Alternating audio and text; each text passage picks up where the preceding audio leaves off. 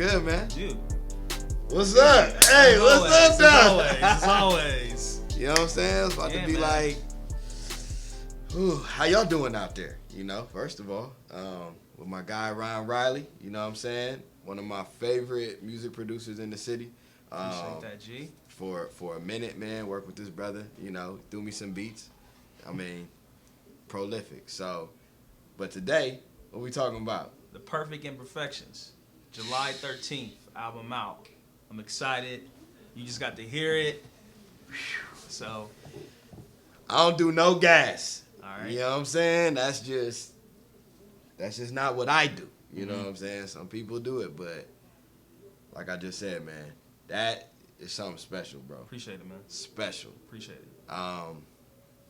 Sonically, crazy. You know, we talked about that, the mashup of so many genres, but I think with you, it's like you don't. It's not like you're trying to do it. It's just how your mind works. You know what I'm saying? It's how your artistry works, and it always comes through. Right. Sonically, there's no box for it. You know what I'm saying? Yeah. Like the soundscape is creative. It's out there. Conceptually, like the songs, the album. I mean, why don't you talk about real quick, like the concepts of the album? Like, what is the whole idea of the project? So the concept is the title is Perfect Imperfection, and it's human race, us as a huge family, taking a step back from our personal lives and looking in the mirror and saying, when I look in the mirror, my decisions that I make not only affect me, but they affect you because we're one race. Yeah. But the downside to that is that we have been on this road historically, and all we've done is killed one another. Right. You know, just a divide between black and white, and then you have the spiritual side of it where that's where it all begins and ends. So this album is just like a reflection for us as a whole to look in the mirror and say, yo, we're all one, and all of us have flaws. Right. I think if we look at, you know, just like the Central Park 5, and we see how they see us as Black Americans. Yeah. But then they don't. It's like, well, look in the mirror and see how we view y'all. You know, they reference us as wildlings, but I can reference them as monsters and right. It goes both ways. Deceivers and so but in all that, you look back and say, you know, we just lost it since the Garden of Eden, and since then we have not been the same. There's been a divide, and it's going to continue to be a divide. So, you know, the album represents that. You know, from hearing it, a person will be able to journey to Africa, to the beginning, but then also the journey to now and see how we've evolved as human beings and how we've taken what love is and made it everything else but what love is or is supposed to be. Yeah. And looking at those flaws and saying, well, how can we get back to the beginning of, you know, not like a world peace, but just recognize that we need each other. Yeah. So that's what it's about, man. Okay. So let's just start with the music.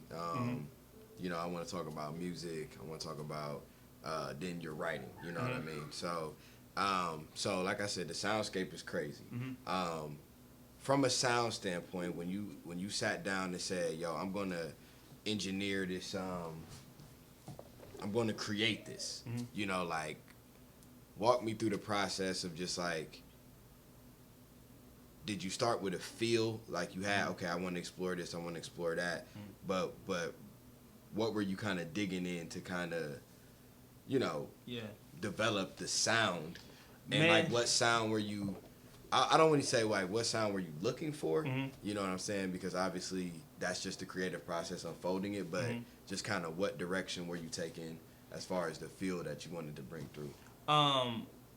What I wanted to do is sonically is if you listen to the album, one of the main instruments is the organ, and the organ brings that and it also connects blacks with the church. Okay.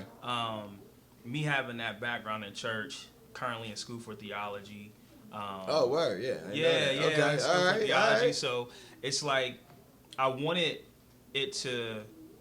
I wanted to really direct this to the black community, not excluding the white, not excluding Mexican or whatever, not excluding those nationalities, but I really wanted the organ to be the centerpiece of the album to really draw like, okay, it's not technically a gospel album, but the messages and some of the sampling that I use are straight gospel songs. Facts.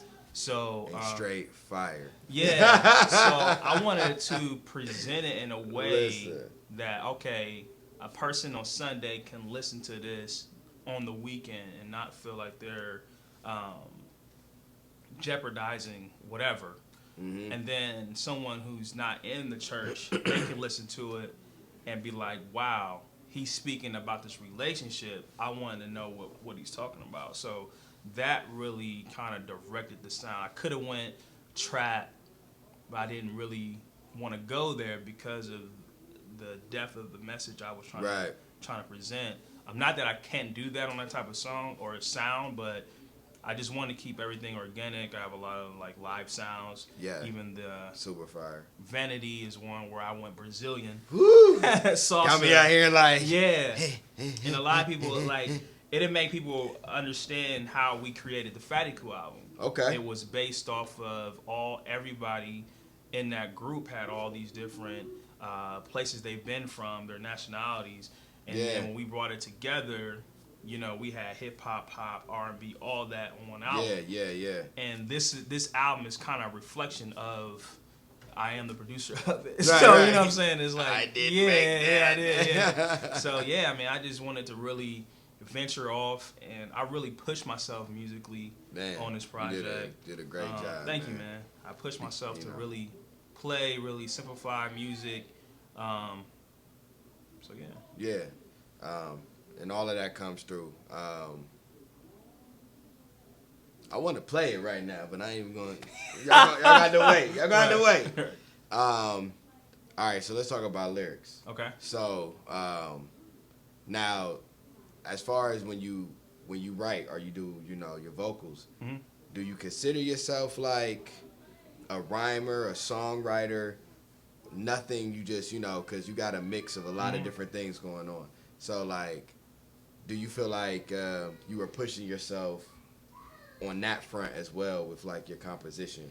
Yeah, I mean, when you got people like Kendrick Lamar, you got Jay-Z, you got J. Cole, even Kanye, Nas, all those people in the industry, and you're trying to be great yourself, you have to dig deep. Yeah. And I don't really consider myself a rapper, but I'm a songwriter. Yeah, and absolutely. By being a songwriter, I can, like you see, I can literally sing on a song, and then I can literally rap on the song. Right. So that was very important for me. It's always been important for me to show that I'm flexible as much as possible. But lyrically, it was. I typically, after I make the music, I will make sounds. I will literally get my rhythm. Like we talked about back in 2012, it's like once you get your rhythm, you be like, yo, you got the rhythm. You already know it. So, and that's one thing that I focus. So thank you for that. Yeah. So once I get my rhythm, then I just start putting the words.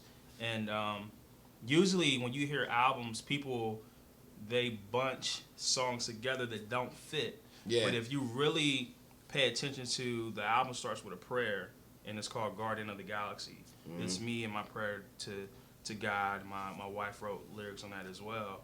And then it goes to, I prayed that, but then I'm going to Vanity, where, I done said my prayer, but then I got all the things of the world that's got my eye. So now I'm just like, oh, man. And then, virtual reality, that's from a girl's perspective. Yeah. Women today, they're on social media and they have to like show skin to become famous. Right. The ethics and values are just down. But that's what the world likes, and that's what ignorance, it gravitates to ignorance. You know what I'm saying? Yeah. And then of course from there is like perfect imperfections, and you look in the mirror and you say, man. And like again on that track, I was airing out.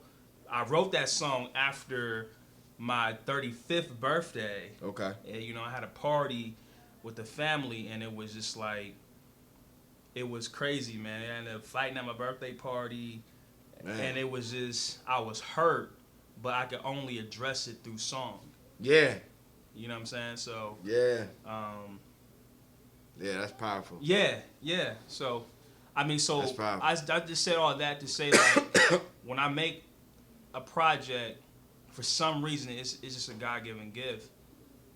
If I make a song, I know what the next song should sound like, and that's pretty much how I can make an album to where it's just a straight vibe, and that's what I did with this. So these tracks that you got right here, it's not like another batch of extra tracks and you just kind of filtered it down to these. Nah, this was straight.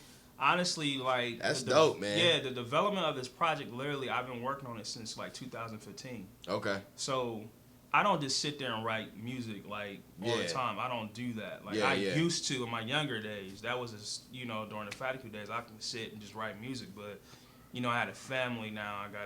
I'm a father. You know what I'm saying? Yeah. So I like to live life, and then once I'm inspired, I go. The amazing thing is, once I completed this, once I sent it to Rashad to mix it, immediately I started working on another project, which is already done. Thank you for your time, bro. Yeah, so it was like, so once I get the theme in my head, every song it caters that. I literally have a whole album that is done, like the follow-up album to this called Faith versus Gravity. I seen that. Yeah. In the tunes. Yeah. So it's. Man. Yeah. Okay. Yeah, man. Like, where do you go from there, man? Yeah. Yeah. So, lyric wise, one of the tracks on there was dope about dying empty, pursuing your dreams. Not working to, build up other people's dreams. Like that, it was it's a dope song. Right. So, how does that and it's a concept that needs to be explored artistically, like, but probably underexplored. Right. Or when it is explored, it's very much like one dimensional. You know what I'm saying? So. Right. That's definitely one of my favorite joints on there. So can you talk about how that song came about and why you approached it like that? Yeah, Lumberman is that song is straight based off of lessons. Like one person, Miles Monroe, we talked about that. Miles Monroe, he says like the richest place in the world is a graveyard because people, they die full. They die full of potential, full of their purpose. We got the cure for AIDS, cure for cancer, the second black president, his poems, artwork that we've never got a chance to see, and that's because people die full. Yeah. And that's the first concept where I realized, like, I got all this potential in me. I don't want to die full. I just don't. I have to die empty. And so you take that and you say, wow, I really got to start releasing my artwork. Right. And then you, second one was, Lumberman. Again, it's the second phase of that happened when I went to go interview T.D. Jakes.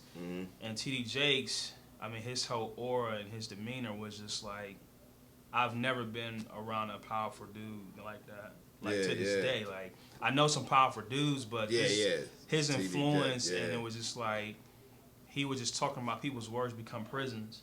That incarcerate our dreams, our purpose and potential.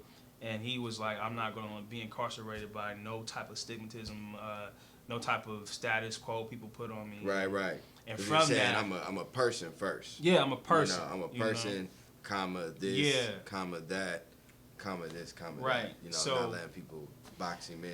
Yeah, and I think if we you're look a dick, at so it, you can't do this. Yeah. And we look at it in society. you know, and there's nothing wrong with it. It's just that people have to work. Like, I have to work. I have a family that I need to support. Right. But doing that, I cannot forget that I also have this seed called potential and purpose that God put in me. You know what I'm saying? So if I neglect that seed and purpose, what if I'm missing out on opportunities so that mentors to somebody, I could cure something, my music could do something sonically. Yep. And it's like everybody don't realize that, and that's cool, and that's the way society is, and it wants you to forget it. Like, yeah, you got dreams, but you got to work this 9 to 5. Yeah, man. I mean, I've definitely been on that, like, in and out, up and down. And, you know, for me, like, I had a point where I was like, man, you know, life is hard. You know what I'm saying? It's full of challenges, full of obstacles. Career path is difficult, you know, figuring out what you want to do, how you're going to take care of yourself. Right. And those paths have trials on them. You know, they got blows on them that'll bring you to low points. Right. And at the end of the day, like, I've been brought to low points, and I'm like, man, you know what's crazy is that I invested in heavily in other places that, you know, I suffered a lot of things on those paths. And I was like, and I never even gave my God-given arts gifts, like, I never even gave them that total investment. Right, you know what I'm saying? Like, you know, and so I've actually come, like, full circle, you know what I'm saying, to say, to lead with, you know, when I'm describing myself, to lead with, you know, who I am, what I do. Like I said, I may not be doing it 24/7, you know, there's other things that got to be done, husband, father, you know, technologist, whatever, you know what I'm saying, community, whatever. Other things got to be taken care of, but, you know, investing in those gifts, investing in those talents, investing in those skills, because after a certain amount of time, it's just skills. And it's like, never know. Like, I mean, you talked about, you know, you take and I remember that from Miles' book, you take the apple seed, like, you know, what do you see? Yeah. You know, do you Forest. see a seed? You see a forest. You know, it's a forest. It's potential. You just got to work it. So I think sometimes, like, I know me personally, like, I've undervalued, you know, I've looked at the gift and I just saw the seed, you know, and even though everybody else around me might have saw the forest, like, oh man, all you gotta do is just, you know, roll up the sleeves, dig a hole, put it in there, water it, you know, right, and it'll be this. So that song is cold. Like I said, it's lumberjack. You know what I'm saying? Lumberman. Yeah, lumberman. Yeah, lumberjack. Lumberjack. I was thinking about the chop it down. Right. You know, so that whole analogy was just fire, you know what I'm saying? From the apples to the seeds, people, you know, come in and chop it down. But then asking, like, spending all this time growing other people's things, you know what I'm saying? And then the things in you are not being grown. And and I started a garden last year, and it just made me think about that, because I learned so many lessons. I got a book that I will be releasing. Okay, cool. Yeah. About that experience. Yeah. Not going to leave it full. Yeah. I'm so full right now. I got so much I need to get up. Yeah, full of that chicken and potatoes, too. Thank you for that. It was good. Look at that plate. Took that thing apart. Right. Yeah, but, I mean, it's an interesting song, man. And, like, the lumberman actually it's God at the end of the day. And he comes through and he cuts. Because you know how, like, we have dreams, and there's some dreams that we want, but it's somebody else's dream, and he won't allow it to grow. So he gonna keep cutting it down, and you'll be frustrated, like, oh, okay. And then he says, yo, because you got your own force that you can Yeah. Until you do it, nothing else is gonna work. And literally, man, like, so true. Yeah, I mean, I literally, I've been responsible for a lot of people's in Ohio, and elsewhere. Like, I've been responsible for a lot of people's stuff, and in the interim of doing all that, this is gonna be crazy. After I finished this album, after I did that thing with Chris on Friday, was the actual first time I actually accepted Ron Riley. What you mean? Go and break that down a little bit. You know, and it's like, if, again, the album's called Perfect Imperfections. So, a lot of times our imperfections get in the way of us seeing who we really are because there's so many flaws. Yeah. So the flaws create makeup, and we cover it up with mascara, and we put on. It's like a person who's in the theater. They're gonna put on all these different masks, but never accept their true identity. Yeah. So for so long, I've been like trying to figure, and it's crazy for me to say it. It's because it's like you would think with what I've done in the past, I would be like, no, but it's everybody has these. It's I don't think it's mental health, but it's like self-awareness in a good way to where people need to accept their flaws. Yes. Like accept your flaws and embrace it. Like nah, man. Once you totally understand that, it's totally just like for instance, like a white person can't run away from the fact that there was slavery. Yeah. They can only embrace it and say, yes, this is what my ancestors did. Right. So the only way I can correct it is try to be better, try to show my kids and the next generation how not to do it and how love is important.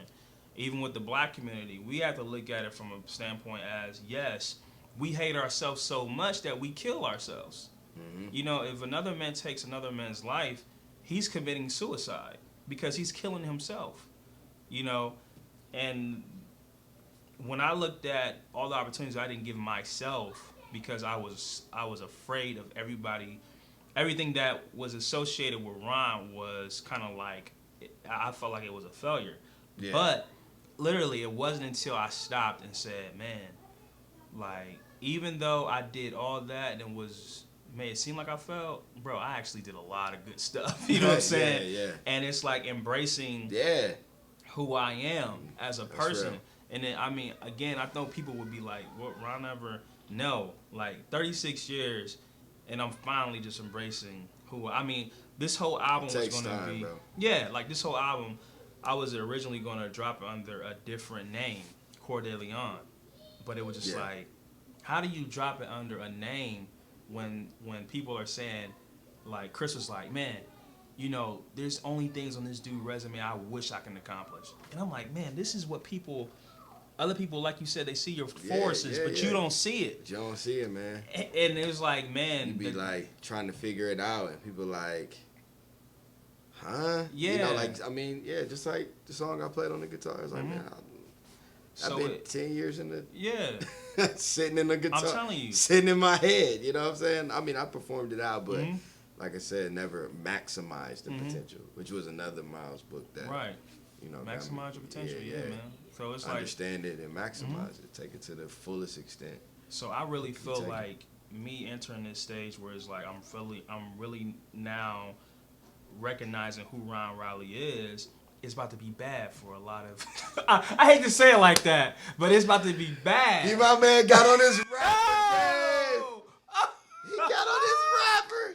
It's about to he got on his rap hat like, no, man, y'all been eating long enough. You know what I'm saying? Yeah, man. But nah, self-awareness, man, knowledge of self, you know, self-love. Like, when, you know, I'm on a similar journey where, you know, I've just, over the last few years, have just begun that process because, like you said, I think with age, like, you just hit a point. Like, when you're younger, you basically like, I don't care, but you do care. You know what I'm saying? Like, you legit moving for everybody else. You know, you care about how people see you, how they perceive you. Like, you know, but it's all masked under this attitude of I don't care. Right. But it's like you do because if people stop paying you attention, then you're sad and you're depressed and you're like whatever. So everything you do is for attention. You know what I'm saying? Right. Like, but I think once you live life a little bit, you can look back, you know, you can start to see phases, stages, you know what I'm saying? And then you start to see the silver lining of, like, who you were through different type of modes and stages. And then you just kind of, like, start to double down on that. Right. Because it's like, it ain't really going nowhere. You know what I'm saying? Like, this is something, it's one thing to have a habit, or it's one thing to have, you know, a stage. But, you know, you do hit a point where it's like, look, whatever was not corrected or addressed or whatever, and I'm speaking generally, like not necessarily, you know, anything that's self-destructive or destructive to other people, but just you, like who you genuinely are, you know, what you think and feel and believe. It's like, that's gonna change at 47. Like, you know what I'm saying? Yeah, like, it's like, nah. you got family, you know, Mm-hmm. you know, if you got a spouse, kids, you know, you done worked out in the world. You done had like when a person making a story, like it's the conflict Mm-hmm. that develops the character. Right. You know what I mean? Mm-hmm. So after experiencing a certain amount of conflict and seeing what comes out, Yeah. then you basically know this is what comes out. Right. You know what I mean? Mm-hmm. And in a way, that's great, because that is what helps you become like who you are and create the way that you create. Right. You know what I'm saying? So, fully That's agree, true man. stuff, man. Fully agree, bro. Yeah. All right, man. Well, this was a long time. Hey, man, it was pretty dope, though. It was pretty dope, though. You know what I'm saying? Appreciate you, bro. Hey, man. Thank you for having me over. Work to do, man. I can't wait for y'all to hear this. It's going to be in heavy rotation, man. This is something special, and I hope it becomes that for us, man. Yes, sir. It's definitely got the potential. Thanks, bro. Facts. Appreciate it. Hey, Perfect Imperfection is July 13th, all right?